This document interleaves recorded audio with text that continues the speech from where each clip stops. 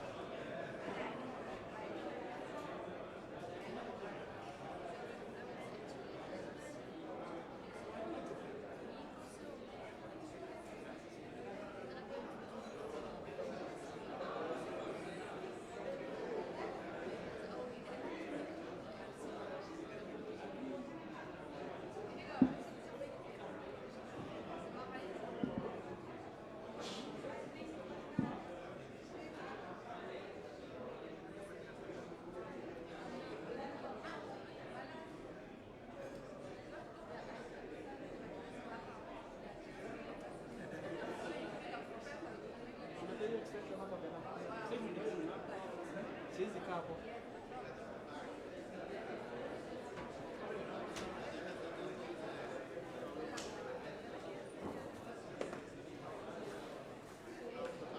Ungevuruta hapa karibu na hapo.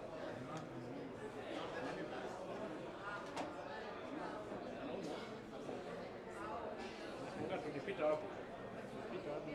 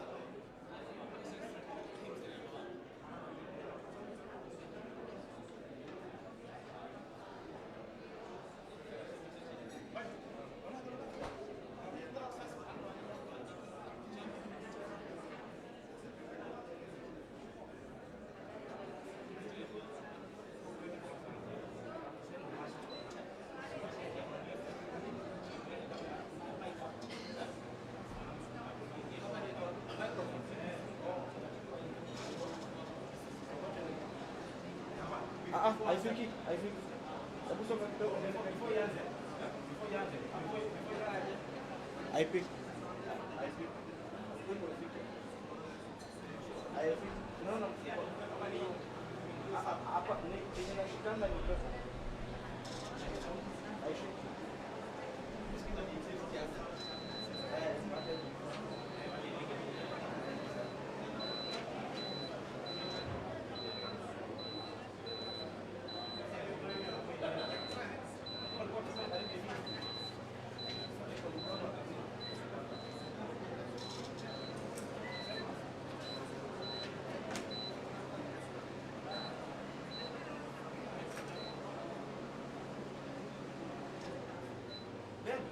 Ama nikuulize, si mali ni ya kuongelea tu. You can fix the microphone there. Hakuna mtu anasonga, si ndio? Acha tuweke hapa. Kuna mic ya yeah. Lakini ina shida, haipiki. Haichukui. Unajua uzuri hii haipigi mali moja, inapita.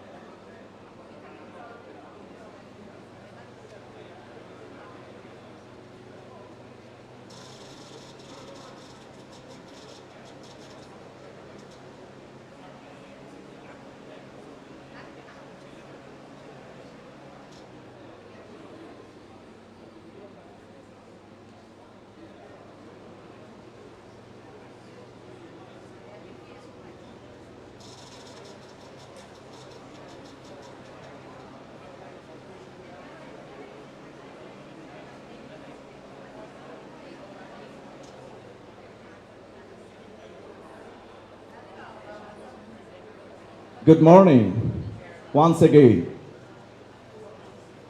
Can we please start? Colleagues, distinguished guests, ladies and gentlemen, we are starting the program in few minutes. I would request you all to come inside the house so that we can start the program on time. We have His Excellency Governor already with us, and then other distinguished guests. We really appreciate that. Colleagues outside, please come in, even including your tea cup, and then we'll start the program in 2 minutes. Thank you for your attention.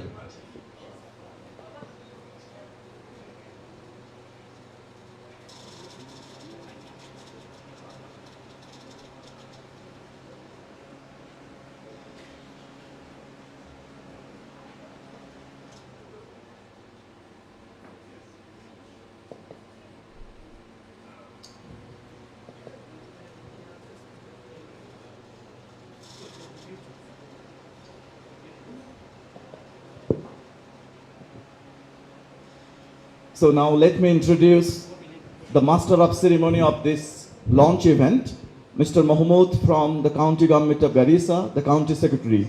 Over to you, Mr. Mahmoud. Thank you, Arif. Good morning to you all. Your Excellency, Governor Garissa County, UN Representative Karen Van Buren, our Women Rep, Honorable Ludgon, Mheshimiwa Dadab Farah, and diplomatic missions present, national government officials, county government CECs. Good morning to you once again. Welcome to the launch of Garissa Integrated Socioeconomic Development Plan for 2023-2027. It's hopefully going to be a day full of events and good discussions. Without taking much time, I would like to start with our normal protocol. Somebody to pray for us, Mr. Abdigedi, our liaison officer in Dadaab representative. Pray for us, please. Mics.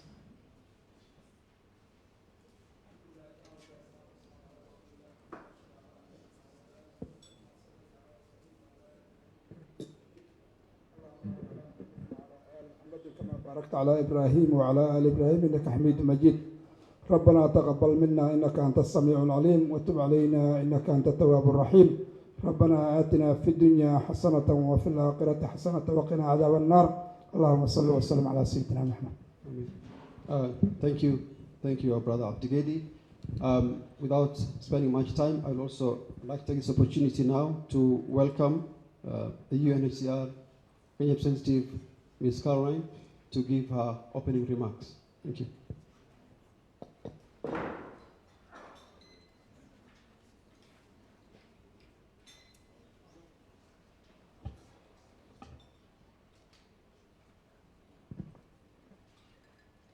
Good morning, Excellency, the Governor of Garissa County, the Senator Garissa County, Member of Parliament Dadaab constituency, the Garissa County Woman Representative, the Commissioner for Refugee Affairs, County Commissioner Garissa County, Excellencies, Ambassadors, representatives of various embassies and high commissions, heads of international organizations, members of the Garissa County Executive Committee, Garissa member of County Assembly, heads and representative of partner agencies, colleagues from UNHCR and staff from the Department of Refugee Services, all protocols observed.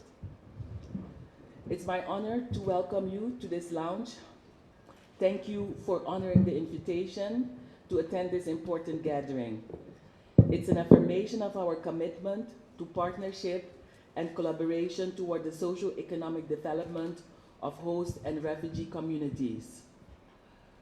Please allow me to acknowledge and appreciate the role that the government of Kenya and the county government of Garissa continue to play in ensuring that services are provided to the people of Garissa, including the refugee population.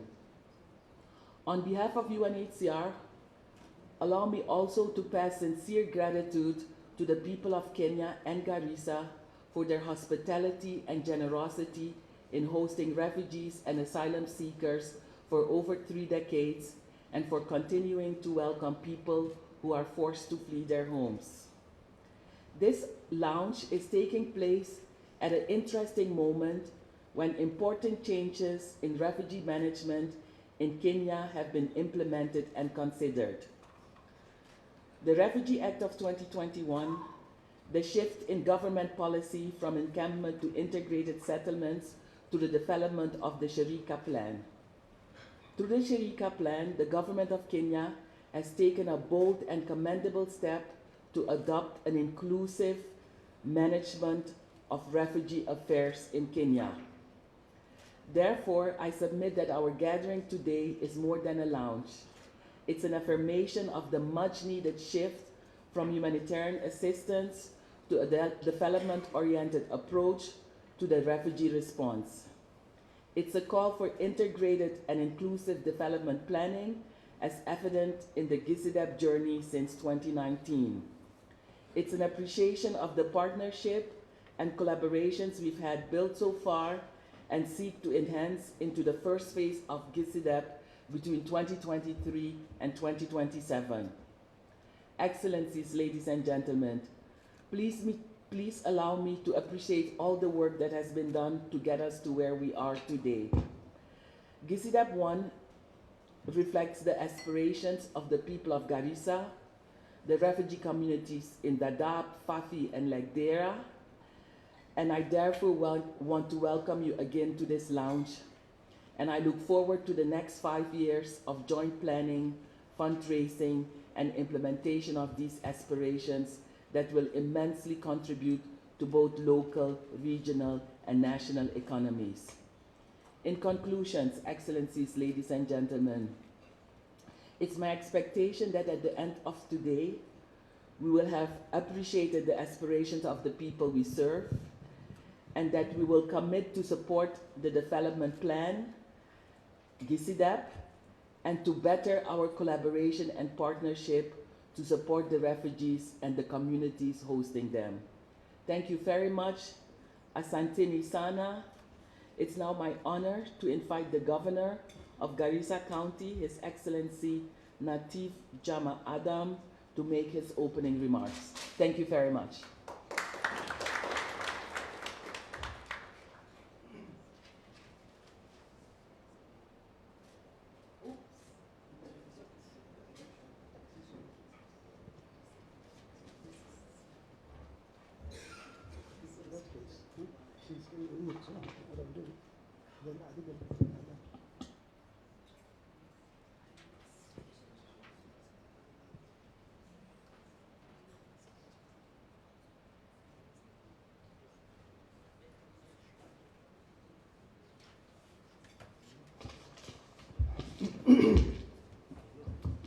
بسم الله الرحمن الرحيم الحمد لله رب العالمين والصلاة والسلام على سيدنا محمد.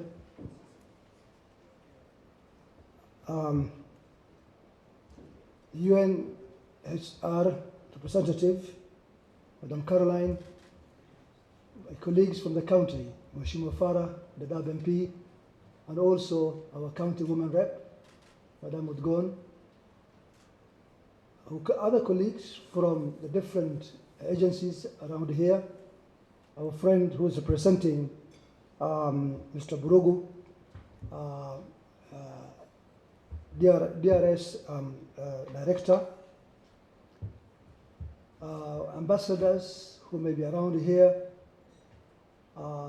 representatives from the other different agencies, county officials who I can see quite a number here, CEO of FCDC, Dr. Idle, and all the other friends and all protocol observed. Assalamu alaikum. Good morning. Mine is really to say, and I'll come back here to share some few slides of a presentation. But as opening remarks, let me say that I'm greatly honored and indeed very, very to see that GISEDP, the long journey, is now here, on and up and running. Today is a great day, definitely a day that we, the people of Garissa County and the Garissa County government officials, and for that matter, the GISEDP fraternity will really remember. This has been a journey which actually started long, even before I came back to office. I'm told it started off with my predecessor, Mr. Ali Korane, the former governor, and for different reasons, it's told, it came back again, it's told, but now at least here we are, and I really believe that we all deserve to clap for ourselves for achieving this great journey. Let's clap ourselves. This also happening, after we even thought, as recently as about 2 months ago, that is it going to be possible? We were almost scared that there were probably other forces that were coming in to stop the launch of GISEDP. But I think today really is a day of celebration. And I must thank once again Caroline and the team Mr. Gee, for that matter, who I'm told now is almost done with us in Kenya and will be living out. We wish him all the best. I believe he's around there. Yes, there you are. And the other colleagues who all participated in ensuring that this came out to reality, I want to thank you all for making this one come through at the right time. Time is indeed right, and it's very timely that we're launching it today, particularly following the the recent enactment of the Refugee Act, which we know also is touching a lot on matters, the refugees and also the host community. It's also coming at the heels of a very, very important initiative that we, as a county government, have just implemented recently, that is the establishment of the Dadaab municipality, which is also a municipality that is covering both the refugees as well as the host community, and has a lot to do in terms of implementation of the GISEDP initiatives, or rather ambitions. So mine is to say this is a great, happy day for me and for all of us, I'm sure. Karibuni, welcome to this very, very important forum. As I said, I'll come back with some few slides to set the pace for the day and for the discussions. But for now, please welcome, feel the happiness that we are all, I'm sure, feeling together as we look forward to great discussions relating to this very, very important initiative that really has come a long way as we witness the final launch today. Asanteni sana. Thank you very much. Thank you, Your Excellency. I would now like to take the opportunity to invite the representative Deputy Commissioner for Refugee Affairs to give his remarks on behalf of the Commissioner for Refugee Affairs. Karibu.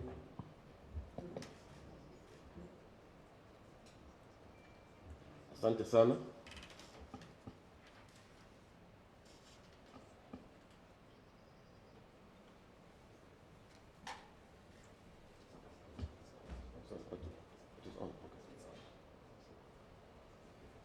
Your Excellency, the Governor for Garissa County,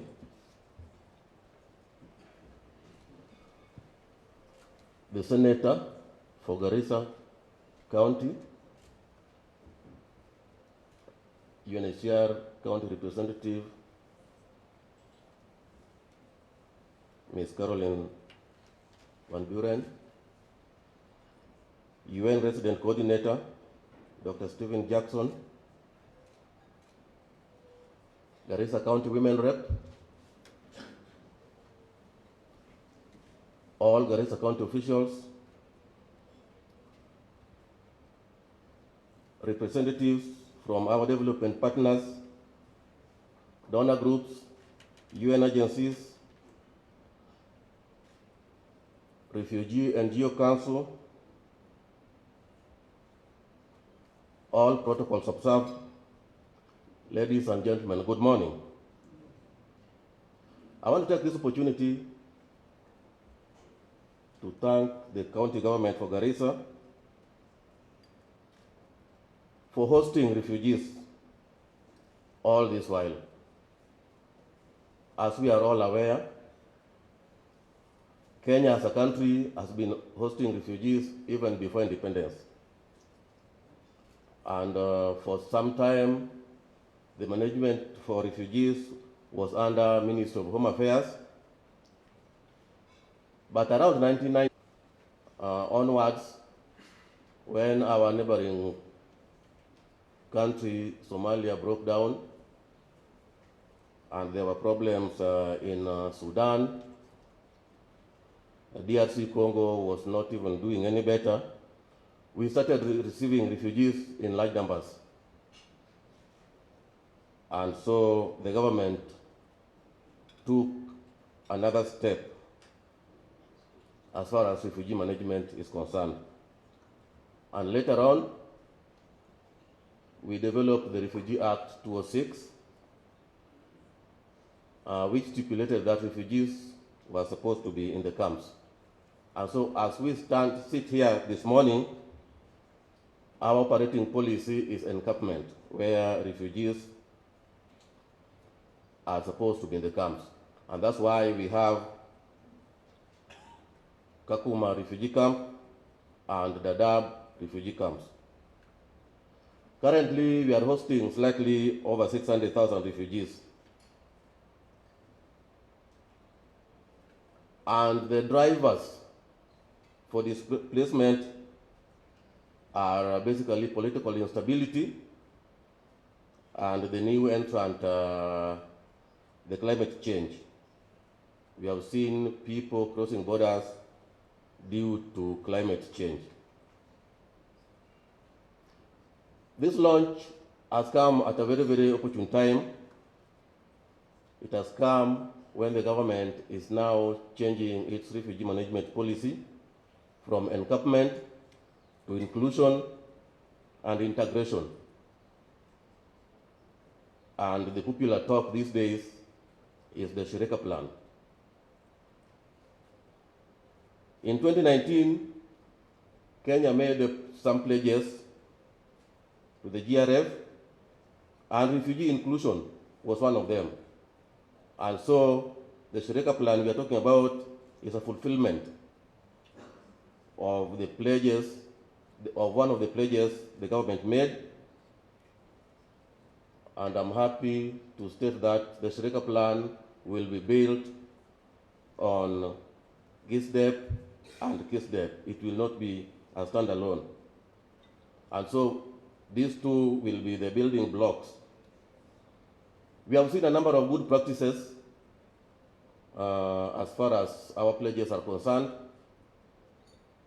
We are all aware that in December we will be back in Geneva, and the government is planning to have a side event where we will tell our donors and partners something small about Shirika Plan, where we have come from, where we are, and where we want to be, so that we can also get their support. So this is a policy that will embrace the whole of government approach, both national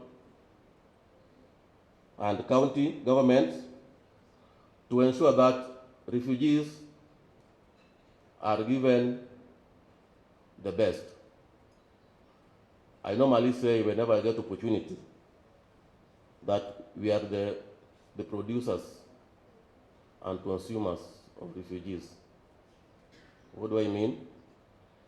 If you look at the numbers and where they come from, you will get, we have a large number from Somalia, DRC, Congo, Rwanda, Burundi, sometimes from Uganda. All these countries, most of them are members of the East African community. And so what we are doing to them, we are doing to our brothers. Some of us, if we follow our history, we came from Sudan. So we are one people, and so the government is committed to ensuring that refugee management policies are put in place and they are given the freedom to move around, conduct businesses, just like any other Kenyan. 30 years down the line is not a short time, and as much as we would wish that they go back home in dignity, but while they're still here, we must give them the best protection they need. Some of them have been born here, third generation.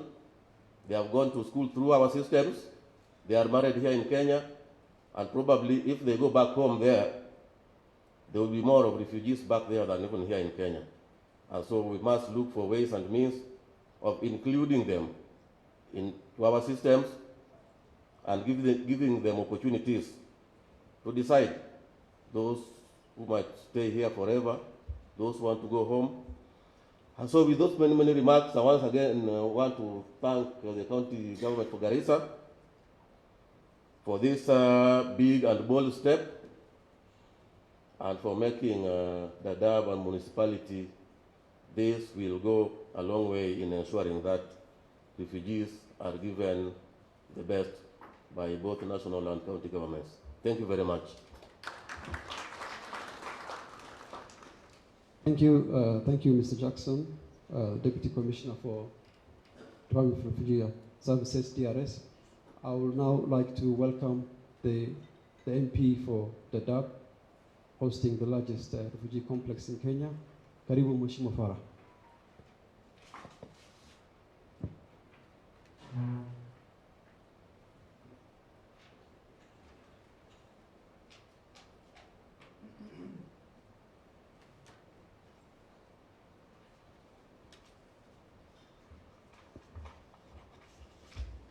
Distinguished guests, thank you very much for all of you for attending this. I don't want to go through this very lengthy, rhythm that essentially is more or less like that all of you are distinguished, beginning with the people on the high table and the rest of you. Thank you for attending this. It was long coming, very long coming. I played a role in the creation of all the refugee camps you have there. E41, E42, much later, Hagadera, Dagali. And from the very beginning, I had an intention of doing that integration. Refugees are an asset to any society. The most powerful economy in the country, the strongest country in the world today, the US, is a country of immigrants. And in the very same line, I had hoped by integrating the refugees from Somalia into their host community, which was hosting them in Kenya, and integrating them into the wider Kenyan society, the same also for the refugees from Sudan. It was going to add a lot of value to our own lives ourselves as Kenyans. The same way it has done in all the countries that are based on immigration, or basically founded on immigration largely. The US, Australia, New Zealand, Canada, all those countries. It's taken a long time, but now we are there. And I want to thank the donor community that are there. I want to thank the UN. And without a formal integration policy in the country, the refugees and the Kenyans had integrated largely. And for those of you who don't remember the history of this country in the last 30 years, this country's business initially was dominated by a few immigrants from Indian subcontinent and a little bit of the British colonial, people who were left behind. When the Somali refugees came in here, Kenyans began seeing the rest of the world after the Somalis came in here. They're the ones who opened up all imports, exports, lots of areas, and added value to, you can see how Isli is today. It's probably one of the most powerful economic powerhouses anywhere in the African continent, in the sub-Saharan African continent. And that's largely because of the influence of the refugees who came in here, the immigrants who came in here. And I'm sure we will see a lot more in the future. We were hoping that the Somalis would go back in the shortest possible time. It's taken us 30 years now. We don't know how much longer it's going to take us. It might even take us as long as it has already taken us. I hope we are able to sort out their problem and they can go back, most of them, or go to other parts of or become part of the Kenyan society. When the Somalis came in here, in refugees from Somalia and Sudan, largely the Somalis, in 1991, we had a problem in this country. We did not have a relationship with the World Bank, with the IMF, and our currency had taken a free fall. But because the Somalis came in here and we were getting all these remittances that were coming from outside, the demand and supply concept within the currency market itself, our shilling started appreciating from 80 shillings to the dollar until it reached 40 shillings, and then the central government had to move in, because I was in parliament that time in 1992, 93, to move in to, basically take all the dollars from the market so that the shilling, so that our own products, our own industries do not become less competitive in the region and, other parts of the world. So effectively what I'm telling you is that there's a lot of benefits that are there. And my biggest recollection is that the very first refugees who came were the people who were in business in Somalia and Mogadishu. They were basically the elite, the scholars, the university graduates, the professors, the lecturers, and when you mix them up in a society at that time, that could hardly produce 2 students in that whole region to go to universities in Kenya. It was a massive, transformation over a period of time. When you mix a society like that, there's a tendency that both sides gain a lot. We gave them shelter, we gave them security, we gave them the comfort, but they also brought in a lot of other benefits for us. I see that even improving much more, because many of them have got their relatives also all over the world now. Many of them have come back as investors, as in the properties and other industries and other areas.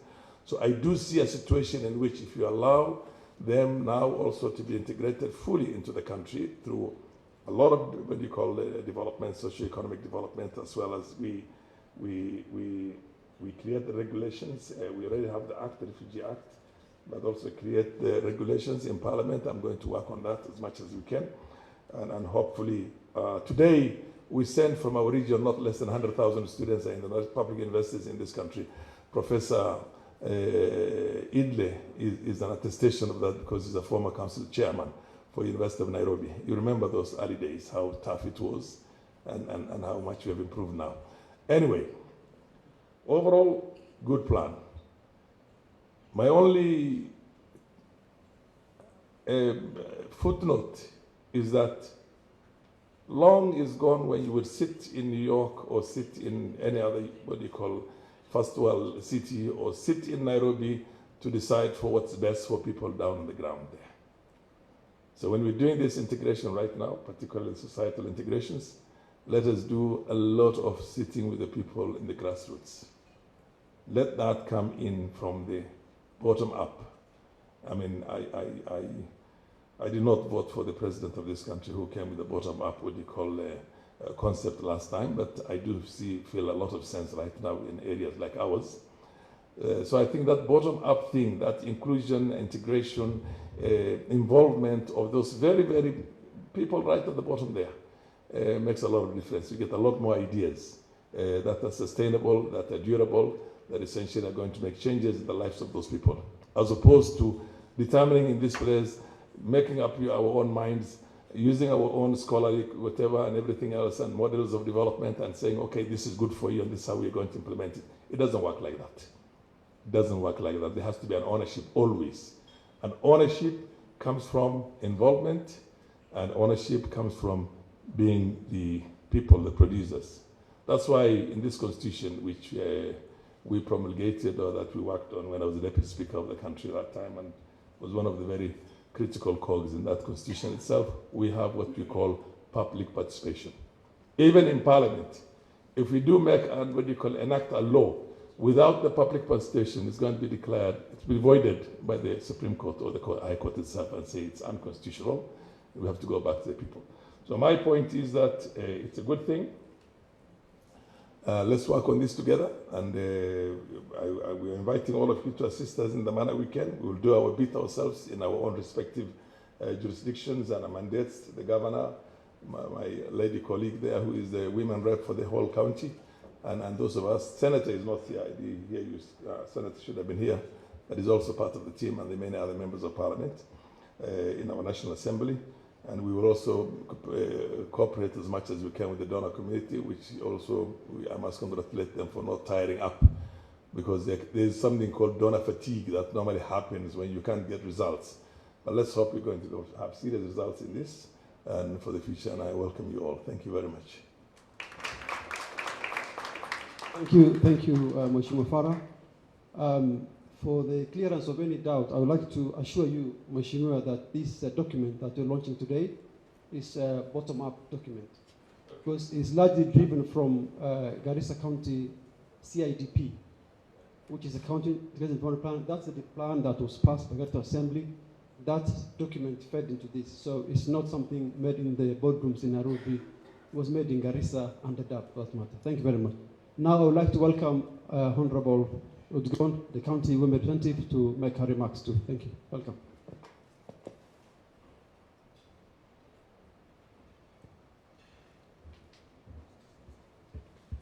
Bismillah. His Excellency, the Governor of Garissa County, honorable colleague and a running member in Parliament, Member of Parliament for the DAP, County Assembly, Member of County Assembly present, UNHCR representative, Ms. Caroline Van Buren, all partners present, all protocol observed, good morning. Today's theme, I think, for the Garissa Integrated Social-Economic Development Plan is economic inclusion for both refugees and host community in Garissa County. We needed this long time ago, but today it's here and we are happy about it. I will thank all the partners involved, and I applaud my governor for bringing it this far. We needed to take a quick action on what to do with our brothers and sisters who have been living with us for the last 3 decades. And here in Kenya, the partners should know, we say mambo ni matatu. We do things only in 3 ways, and this is borrowed from my president. The first one, we need to look ways that they can integrate with the local community. That is the first one. The second one, we need to provide them a solution to work, live, and integrate with the rest of the country by giving them the platform to interact freely without any problems and restrictions, and this will help them to pursue their careers and any other economical empowerment they so wish to engage in.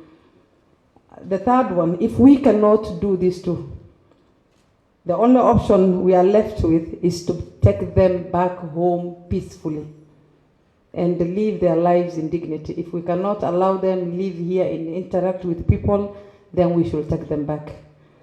And apparently now with the Garissa Integrated Social-Economic Development Plan, it seems that we can provide good platforms, and we can do them to integrate with the rest of the country peacefully. Here, today we are 2 members of parliament, and both of us sit in the Legal Justice and Legal Committee. Honorable Farah is in the speaker's panel, and he is a member of the JLAC. Myself, I'm in the Legal and Justice Affairs Committee. If there is anything that we can do to make the partners' life easy and to make the partners work in Garissa County easy, we are willing to fight throughout to get you what you need in Parliament. We will push your agendas. We will help you bring about policies that will make the refugees' life easy. And in conclusion, on behalf of the mothers, both the refugees and the locals, on behalf of the youth of Garissa County, both the refugees and the locals, on behalf of the children of Garissa County, both the refugees and the locals, as their mother of the county, I'm saying thank you to the partners. Thank you for working with my governor and the rest of the leadership of Garissa County. We appreciate your efforts, and all of you are welcome to Garissa County. Thank you very much. Thank you, Mheshimiwa. I would now like to welcome His Excellency the Governor to do his presentation. And also we're running late on time, so the coffee or tea break is not going to be there. So anybody who wants to have, can just walk down outside to have a cup of tea or something. But for now, we will just continue with the Governor's presentation. Thank you. Karibu, Governor.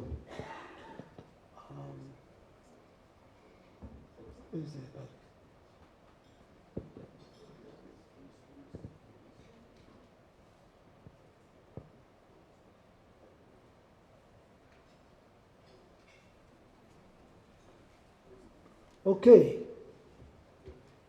Let me see whether there is a slide before this, but I think you must have missed it.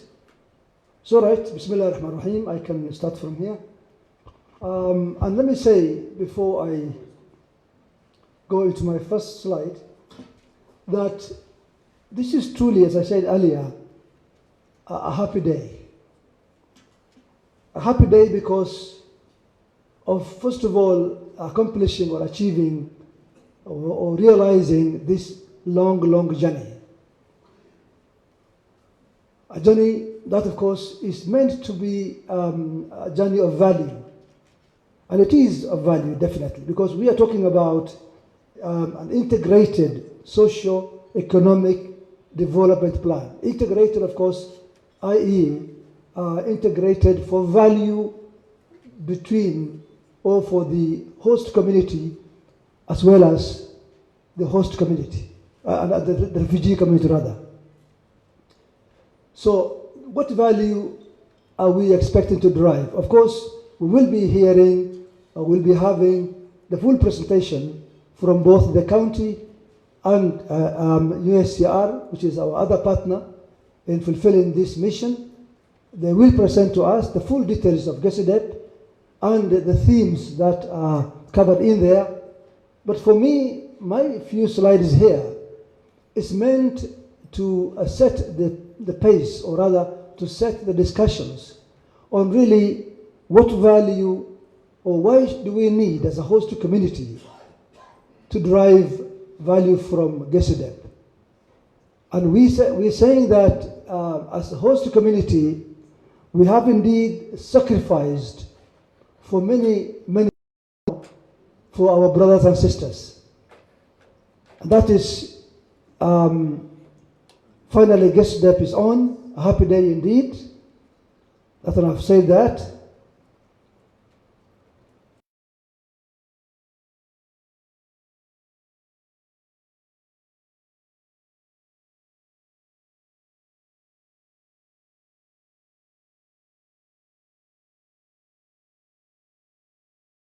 having sacrificed a lot for hosting refugees for over 30 years, we're looking forward to seeing some real value from GISEDP and from our friends out there.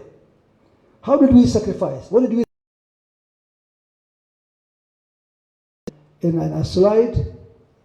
And basically, I did share this slide also earlier on, sometimes earlier this year, when we were discussing GISEDP, or rather,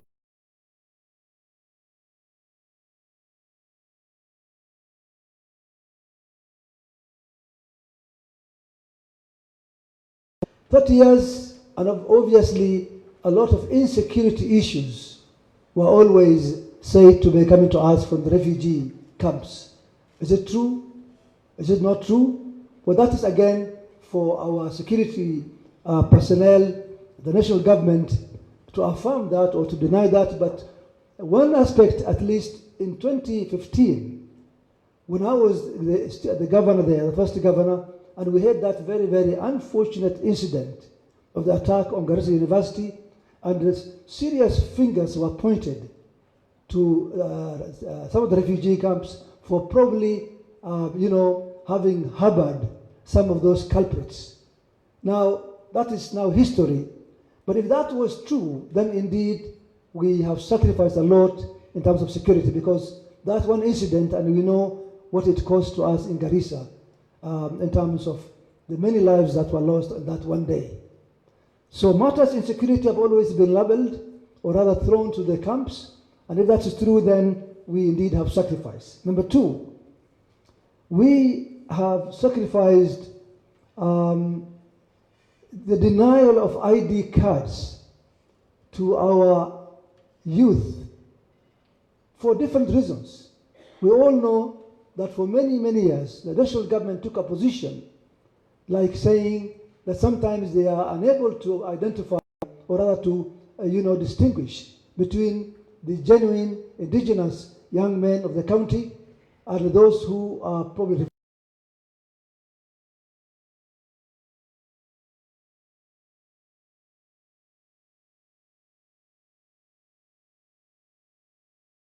or rather to verify for ID card issuances was imposed on the young men of the county, particularly from the refugee areas, and that has had a huge toll on them and on their lives. Similarly, we also had situations whereby we had a large number of young men taking rushing to the camps to take some cards for meals or whatever, or rather registering themselves as refugees. They're not refugees, but rather because of the circumstances, they were forced to, bring themselves out as refugees, and that also has affected them seriously to the extent that they were denied ID cards because their fingerprints were captured as refugees. So this aspect also has seriously affected us over the many years. Disease outbreaks, definitely a real reality that we have faced in the past many times, and we still seem to be getting from the refugee camps. Again, we have welcomed the refugees. They are our brothers and sisters, but we're just stating the realities and the sacrifices that we have made and we are making.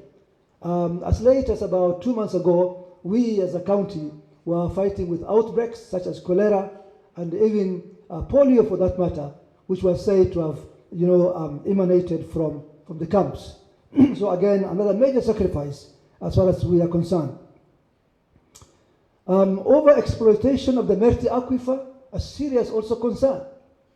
I mean, I've said before that I know that very well. I partly grew up there, and many years ago, the aquifer, for us to dig a borehole will only go probably as low as about 80 meters or even lower than that. Now, given the large number of boreholes dug, I think we are talking about 300 meters, if not more, for us to get water. Again, courtesy of the large number of boreholes dug for the refugees, and for that matter, by the many NGOs operating in that area, all serving the refugee populations. Competition for grazing lands, that's another reality. Another big reality, because many of them are still, of course they were and they will be and they will continue to be pastoralists who also have managed to get together or collect together some livestock and are also grazing, and therefore competing with the local community for grazing lands. Finally, and probably most important, environmental degradation and the killing of our wildlife for meat. This particular aspect is the one that I want to dwell on a bit, because it is really of big concern for us at the moment, and I'm glad that GISEDP launch is coming at a time when actually we are almost wondering how to proceed with this particular issue. For instance, let me just share with you some few photos rather. These people have been doing this exactly to our Miaga forests in Dadaab and the environs around Dadaab for 30 years. Imagine collecting that number of firewood, basically, which means cutting as many trees as possible, for firewood. There you are, day in, day out. Those carts move out from the camps to go and collect firewood. How many trees have we lost over the period of 30 years that we have been together?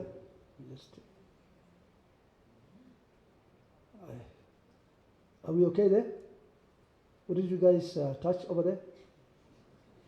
I was going very well. Suddenly,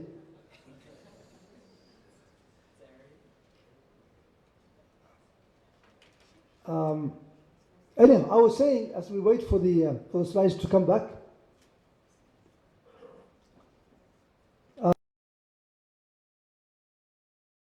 very far. Look at that. All that I'm going to explain. Go back still. Let's go back. Let's go back. Okay. Just there you are. So basically, let me do it my own way now, please. So basically, we are seeing a serious, deforestation and devastation actually of our Miaga, shall I say, forest, cover. There you are. Imagine that happening for 30 years. Look at that.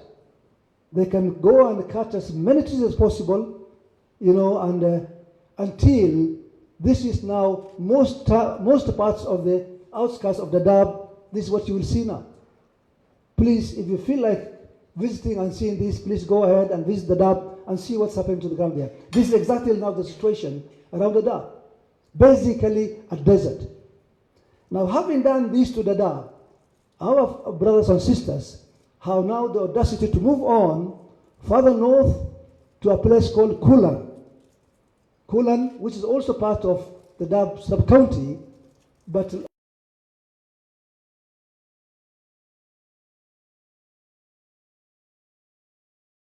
into Liboy ward. The other day, it happened that they, we were informed of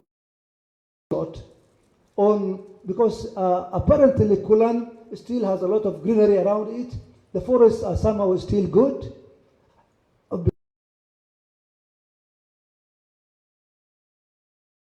And this is what they did. We were called in, myself and Mheshimiwa Farah, by the community there. Look at that. We were called in because we were told 2 days there were 94 donkey carts who were caught by the community, transporting this acacia, largely acacia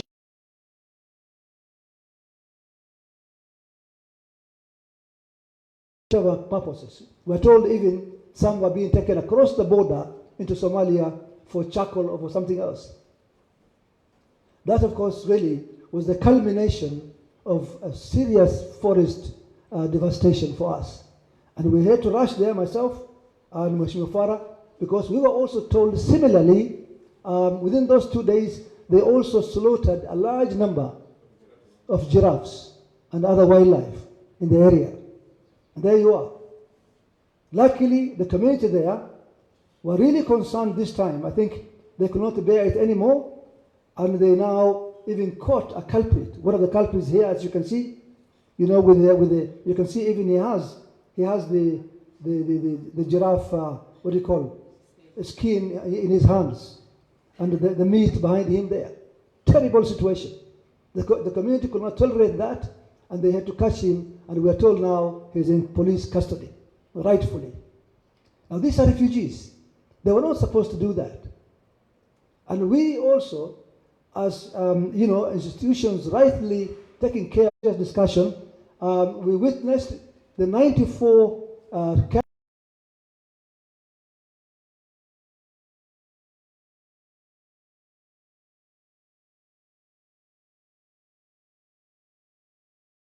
served them there.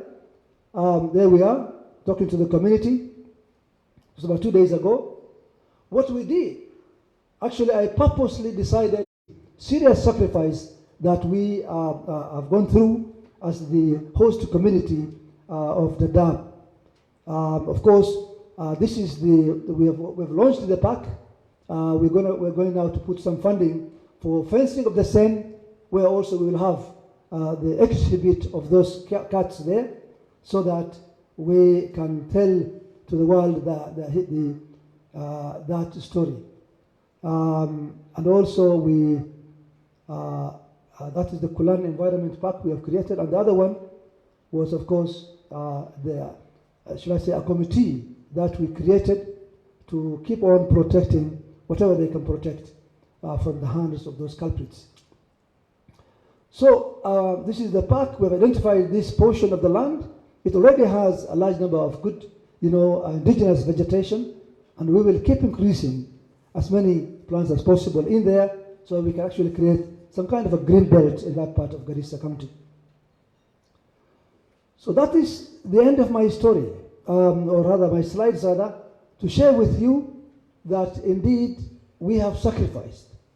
And therefore the big question that hopefully GISEDP is supposed to address is that will it ever come anywhere close to compensating for what we have lost?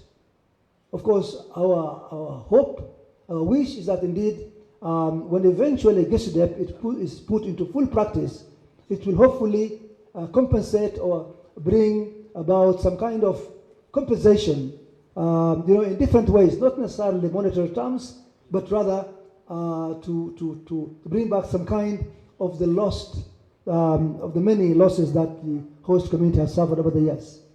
Now, for that to be achieved, my clarion call today is to have GISEDP given the freedom it requires, and for the partners to work with the county government, to work with the municipality, which is supposed to be an integrated or a municipality set for both the host and the refugee communities.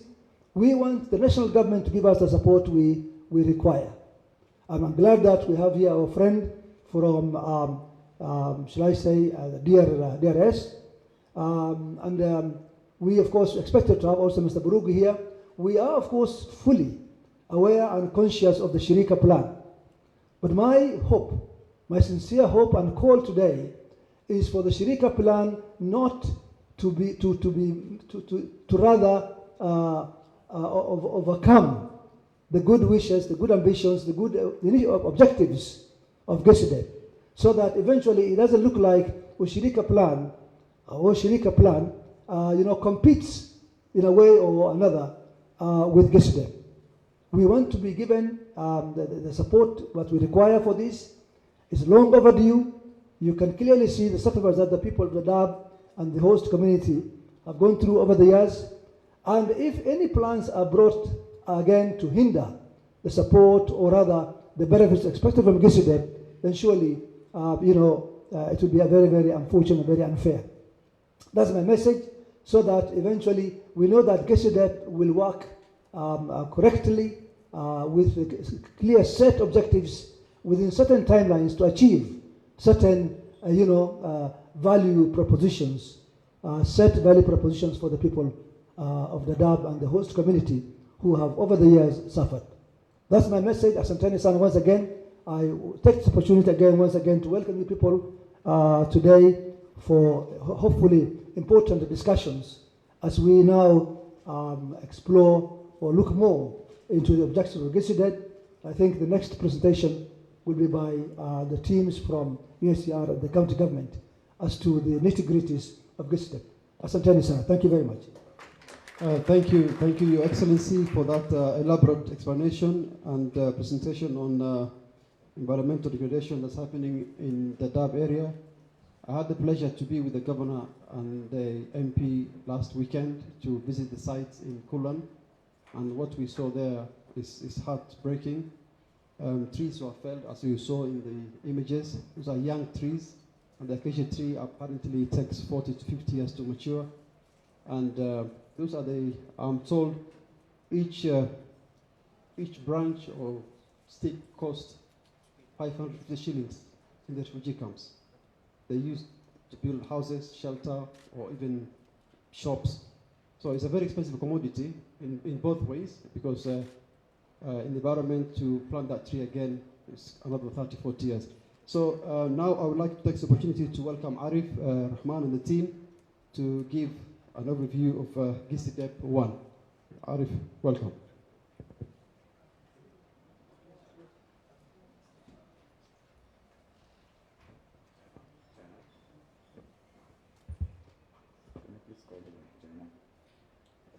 Zainab, can you join Arif?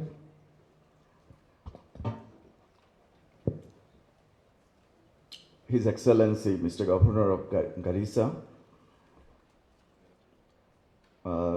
Member of Parliament of Dadaab County and the Women Representative, Deputy Commissioner for Refugee Affairs, UNHCR Representative, distinguished guests, Excellencies, participants.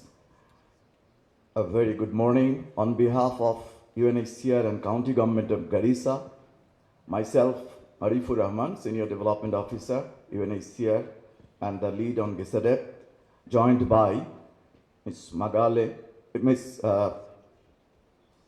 Jainab Digale, the County Government GISEDP lead, and we'll be taking you through a brief overview presentation on the GISEDP. So without further introduction, let us start this 15-20 minutes presentation on GISEDP. So we have mainly 5 areas to focus on today. So the approach, the global and international approach, and how it is fitting in the Kenyan context, and particularly in the Garissa county level. We'll also talk you through the process, that how we come to this 2023-28 September, since the beginning inception of this work, as His Excellency Governor mentioned, many months before we started the beginning of this GISEDP planning process. Then we have kind of a GISEDP at a glance that would give you an understanding of budget and interventions. and then finally implementation arrangement and coordination mechanism. So first thing first, the approach. So we are taking a humanitarian development peace approach as the foundation of this GISEDP model, as His Excellency Governor mentioned about this peace and conflict issue as also very much at the core, particularly in the context of the Garissa County. So we have this triple nexus, as you know, this HDP, so humanitarian development and the peace nexus is interplaying with the planned interventions, programs, and the linkages with the policies with the national government. The GISEDP also takes an approach in terms of alignment with the national plan, as I mentioned, but more importantly, it is anchored into the county integrated development plan, particularly the new one, the third generation, for the same period of 2023 to 2027. This takes a whole of society, but at the same time, whole of government approach. To us, it means how the integrated service delivery will be delivered, how the policies and the protection environment will be favorable to the refugees, at the same time developing the local economy. So we are taking an area-based approach, not just refugees as a kind of standalone areas, but the whole area, and then how the integrated service will be provided both to refugees and host communities. We are also talking about that how the strategic plan is focused on market-based solutions, because as you know, they are very sustainable. In the long run, after these two terms, 10 years, 5 years, the first phase, and the second phase, another 5 years, after that, we hope that there will be sustainable solutions for refugees and host communities to be self-reliant and have their resilience built. In terms of objectives, very quickly, we have mainly those higher level objectives that how refugees and host communities together, they actually have socioeconomic inclusion to access services. At the same time, they build skills and capacities, and then enhance self-reliance and build resilience. And finally, and which is also most important thing of the global compact on refugees, is the easing the budgetary pressure on the county government and also the national government. So that's why we are here today, not only UNHCR government and the NGOs, but also we have distinguished participants from the donor missions, representatives from various diplomatic missions to hear from us. We consulted also them, and we have incorporated their feedback into this report.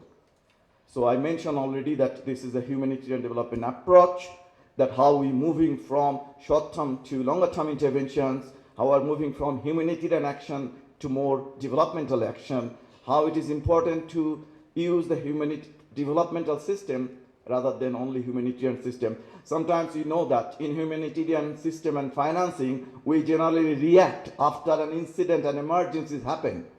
But in development system, we actually better prepare, build resilience, cope up with the shocks, anticipate that what may happen, so that we are already prepared. This plan is a preparation that how we actually cope up not only the current shocks and challenges, but also the upcoming shocks and challenges. So that's the kind of fundamental difference of humanitarian development. And of course, the next one is how we actually include the peace into this nexus, that triple nexus, because peace is critical, particularly in the areas where conflict is still ongoing. Sherika plan, yes, we know that.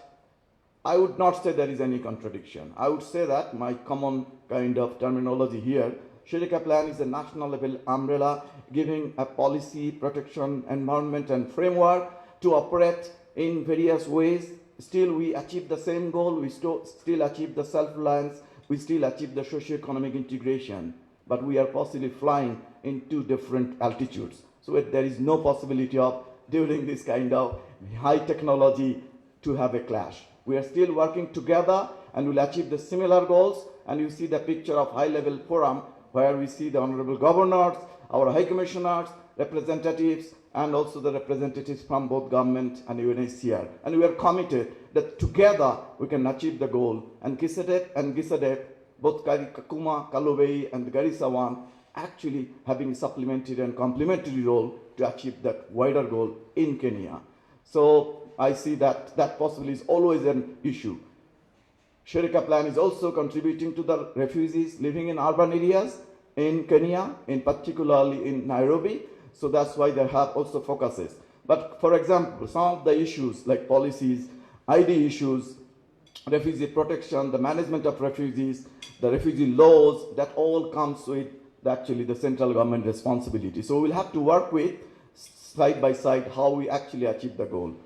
The process. For that, let me invite my colleague from the county government, Ms. Jainab Digale, who has been working with us for many months actually, and then we should acknowledge the presence of the county government team, the CEC, and the team of, we have a joint secretariat who worked for the last 6 months particularly to develop the document with UNHCR partners and other donor agencies. Over to you, Ms. Jainab Digale.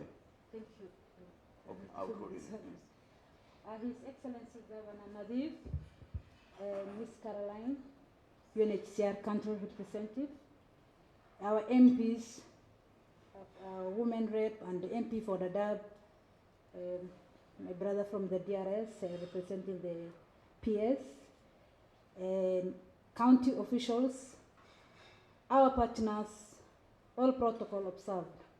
Assalamu alaikum and good morning to you all. Allow me to take you through where my colleague from UNHCR stopped, the Senior Development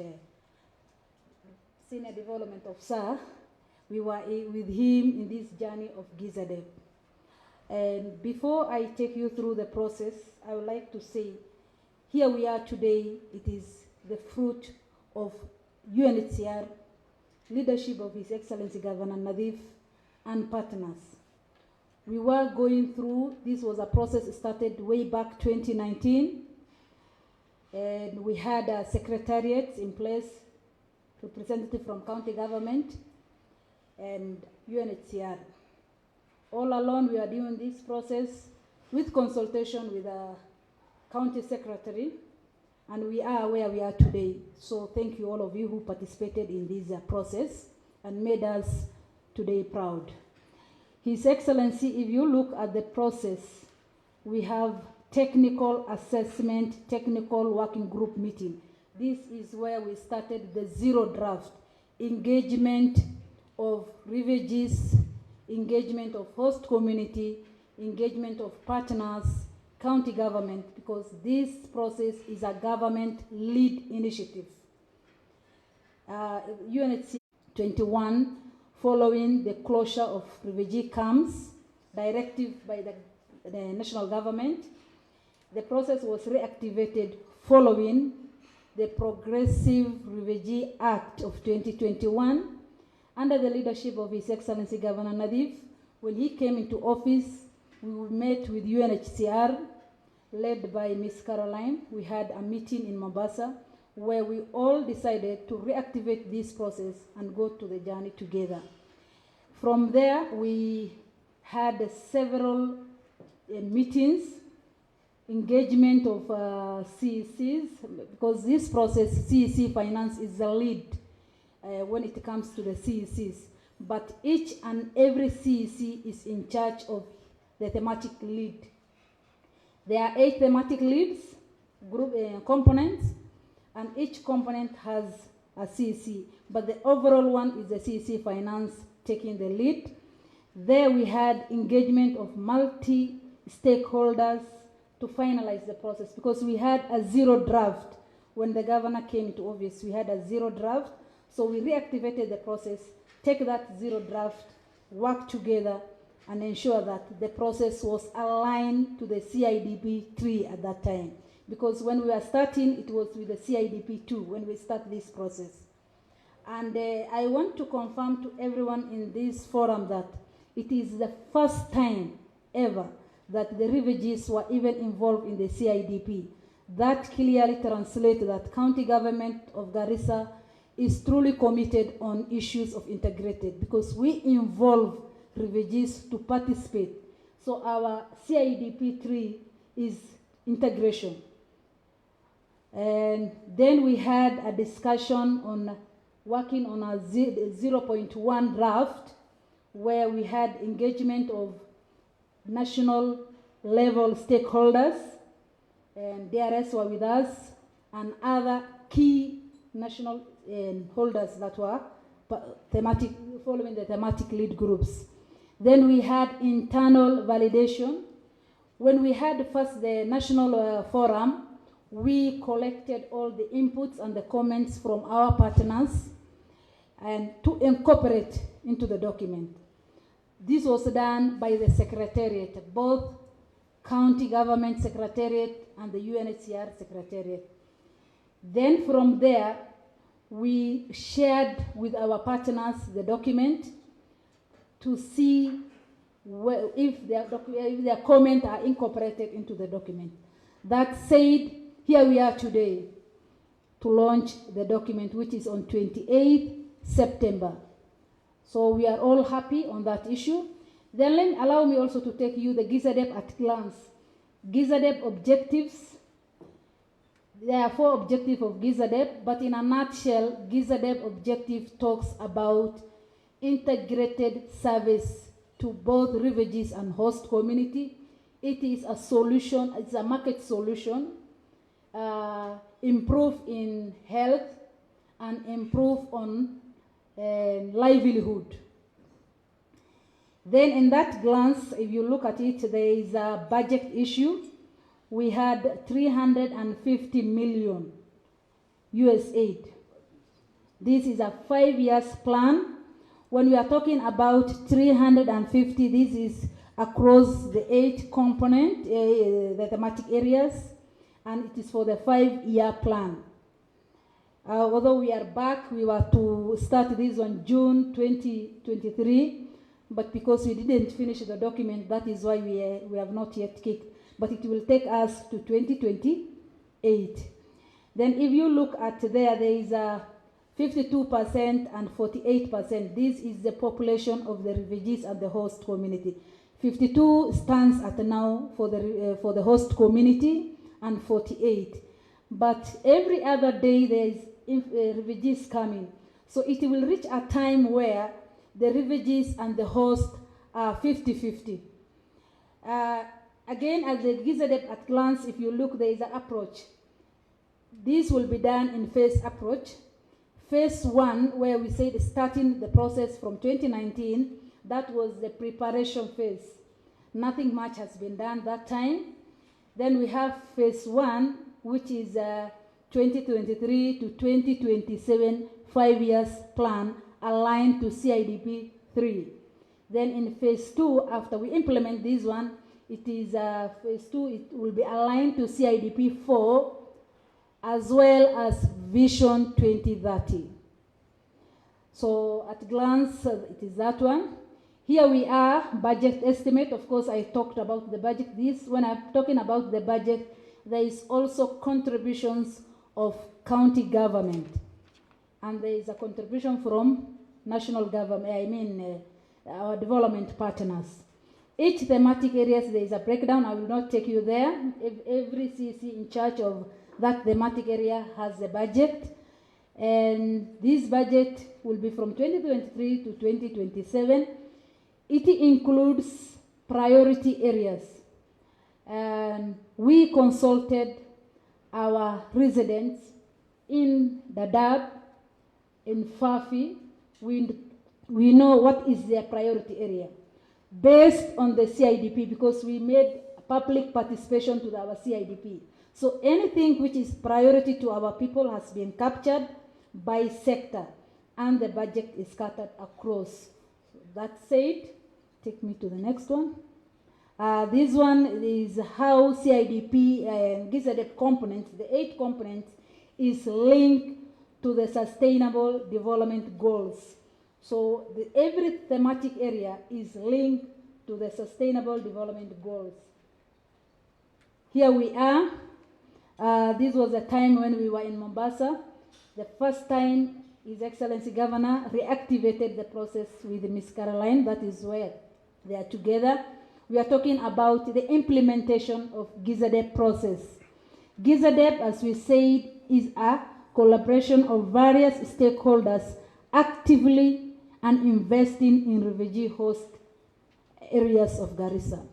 Refugee host areas, we are talking about Dadaab, Fafi, and by extension, Lagdera. GISEDP has structures. We have a steering committee. This one, we said the process is a government lead. The governor is the chair of that steering committee, co-led by UNHCR and other national, led by the DRS. Then we have secretariat.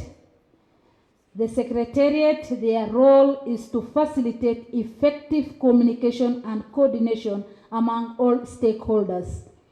Membership from UNHCR and county government. Then the 8 thematic areas that we were talking about that I show you, from trade, health, education. Education, we will deal with the part which is devolved. We have environment, water. Most of these components are devolved and the functions lies with the county government. The 8 thematic areas will be led by county government. They will meet quarterly to discuss on what went for us and what did not work for us. This will be facilitated by CC Finance and Economic Planning with UNHCR Development Partner. That is said, then we have sub-county level technical working groups we will form. It is not in place, but we will be coordinating with our sub-county levels down in each sub-county of the hosting communities. From there, we said we launch the process. What next? Now I will hand over to Arifu to take us. We have launched the program. What next? So he's the one to take us. Thank you all, and thank you for your participation. God bless you.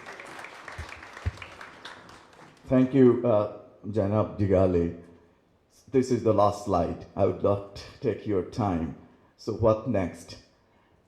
We mentioned about the joint secretariat that needs to be operational. We need the resources also for staffing, so that both UNHCR, county government, we work together, which would be like a kind of 24/7 work. Then we'll have regular joint monitoring.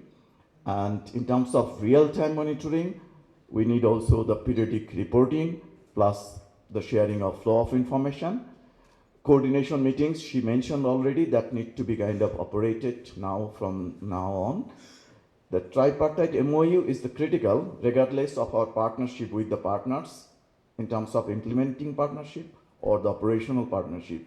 UNHCR even joint program with the UN agencies, NGOs, private sector.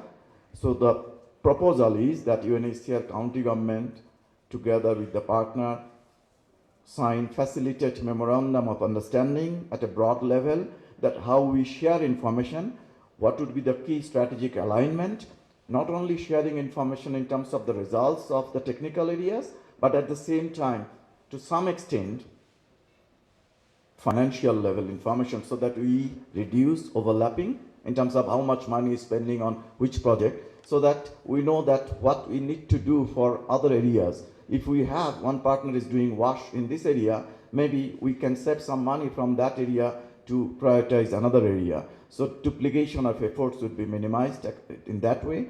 Tracking results, I mentioned, not only just the technical results, but also the financial aspects will be tracked, so that reporting need to be aligned with the partners. For that, we propose that there would be an inception workshop during this inception period starting from October, and I fully echo with the Dadaab member of parliament that we have this bottom-up approach already in place, and that's why there would be more like local level engagement during this inception, including a local launch. So that would engage again the local level stakeholders at Garissa and the sub-counties that those are hosting refugees.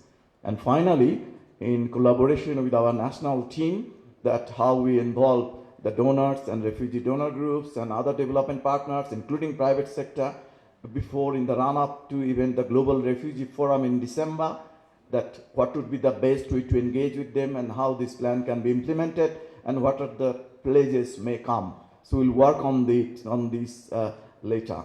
I would just like to kind of go back to the final slide on budget, that to just ensure and kind of give credit to the county government that how they are actually contributing to this total budget. You have seen the 8 sectors, you have seen the total $350 million. We have reduced it. It was earlier $500 million, but we prioritized it based on also the comments from our development partner.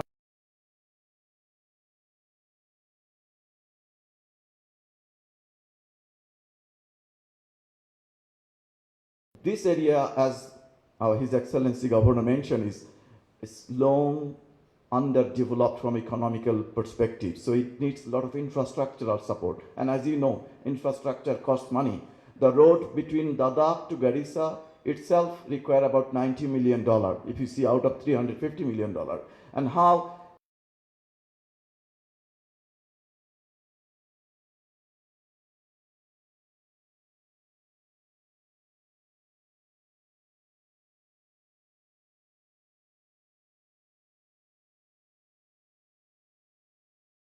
finance, they will come and bring their microfinance product, which is of course in this case Sharia compliant. It needs to be. So you have to be context specific. Within this, about more than $71 million is committed from the CIDP, from the county government. We should clap the county government for their contribution. And then we have prioritized further that absolutely minimum for the 5 years would be required, particularly for our donor friends and colleagues, and that was now $164 million for the next 5 years. All this information, you will find it in the document that you will get in a while after the launch. So thank you very much for your attention, and we would like to echo with the final word of His Excellency Mr. Governor, that is really, really a happy day. Let's kind of have another round of applause to mark this big occasion. Thank you very much.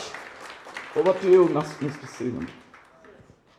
Thank you, Arifu and Zainab, for the detailed presentation on the document you are about to launch.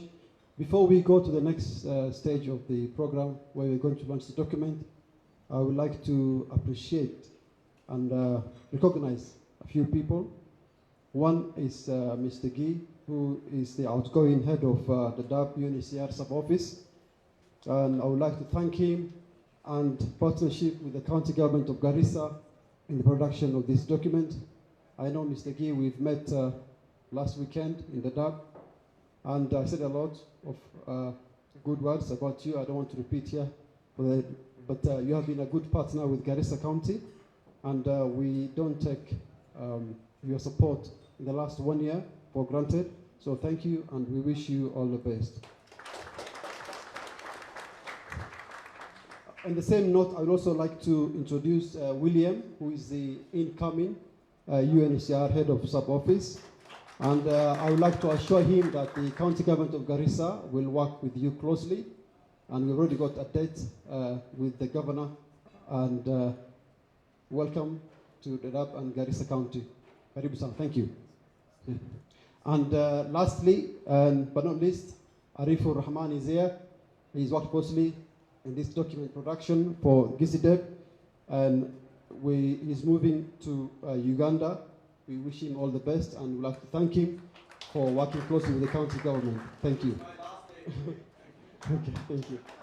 So now I would like to ask the guests at the high table to come, and we unveil the GISEDP booklet document. So if you can just come down. Okay, thank you. Right here.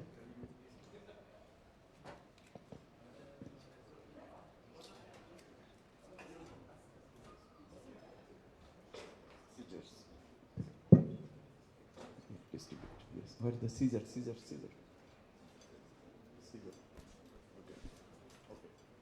So this is the kind of magic moment that we are going to start. Honorable His Excellency Governor with representative, our Member of Parliament, women representative, and the representative from the DRS.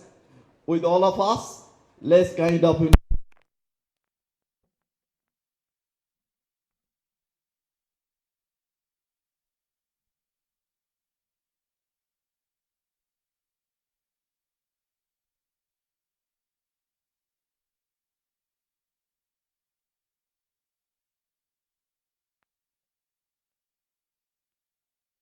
the photo too. So we can give the books to your hand, and then we can take a picture. Yeah. Please hold it for the photographic moment.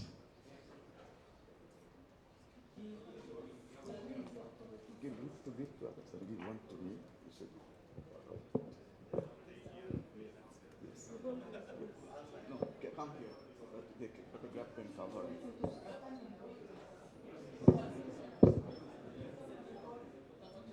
Yeah.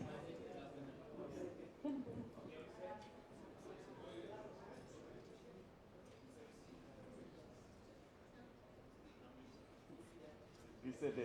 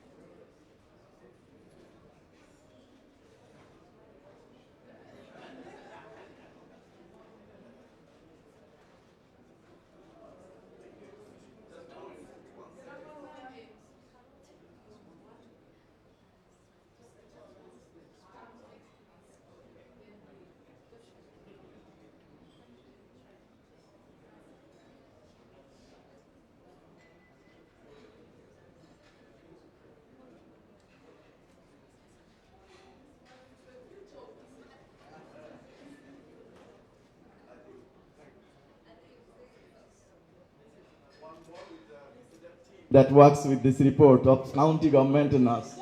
Yeah. Okay, national government, please go ahead. Go ahead.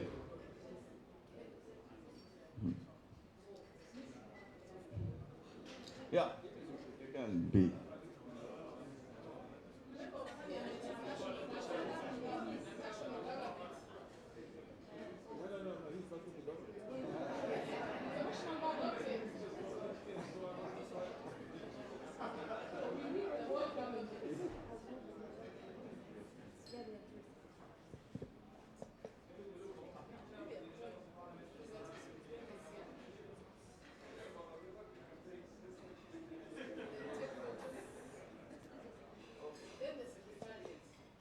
Thank you. The final one with the GISEDP team, UNHCR and county.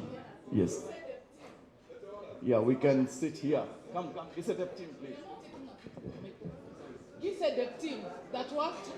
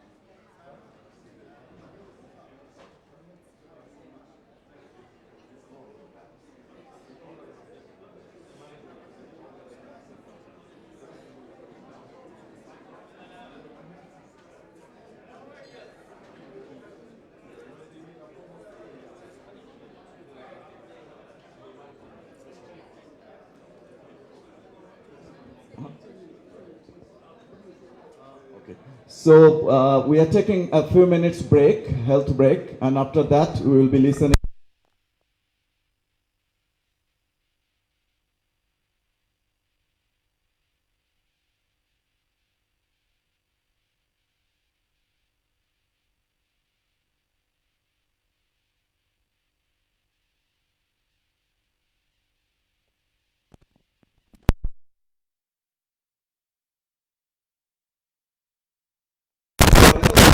So you can do that, you will get the online document. You don't want to carry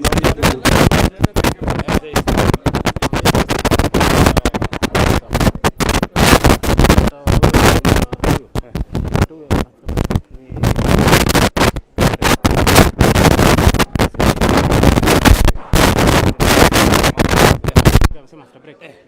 Sawa. Sawa mzee.